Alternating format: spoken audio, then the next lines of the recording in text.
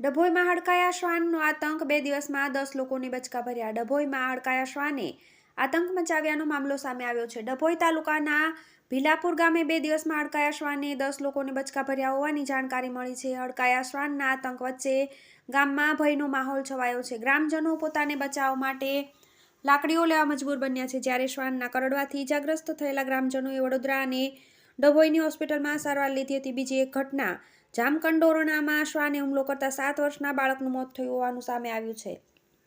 2 દિવસમાં 10 લોકોને હડકાયા શ્વાને બચકા ભર્યા. ડભોઈ તાલુકાના ભીલાપુર ગામે હડકાયા શ્વાને આતંક મચાવ્યો છે. ગામની એક મહિલાને શ્વાને બચકું ભરતા મહિલાએ બૂમાબૂમ કરી હતી. એટલામાં પરિવારના સભ્યો બચાવવા આવ્યા તો તેમને પણ શ્વાને બચકા ભર્યા હતા. ગામના કુલ 10 લોકોના હાથ, પગ, મોં સહિતના ભાગે શ્વાને બચકા ભર્યા હોવાની ગ્રામજનોમાં ભય વર્તાઈ રહ્યો છે. ગામમાં હડકાયા શ્વાનને કારણે ગ્રામજનોને ઘરની બહાર જવું મુશ્કેલ બન્યું છે. ત્યારે ઘર આંગણે કે ગામમાં જતી વખતે ગ્રામજનોએ સ્વબચાવ માટે લાકડી લઈને જવું પડી રહ્યું છે. જ્યારે હાથ, પગ, મોં સહિત શરીરના ભાગોમાં શ્વાન કરડવાથી ઇજાગ્રસ્ત થયેલા લોકોની સારવાર અર્થે ડભોઈ અને સયાજી હોસ્પિટલમાં ખસેડવામાં આવ્યા હતા.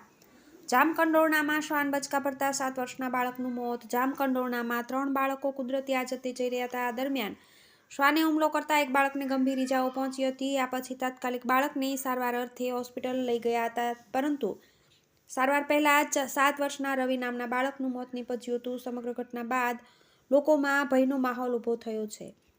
TV18 news, Dabhoi.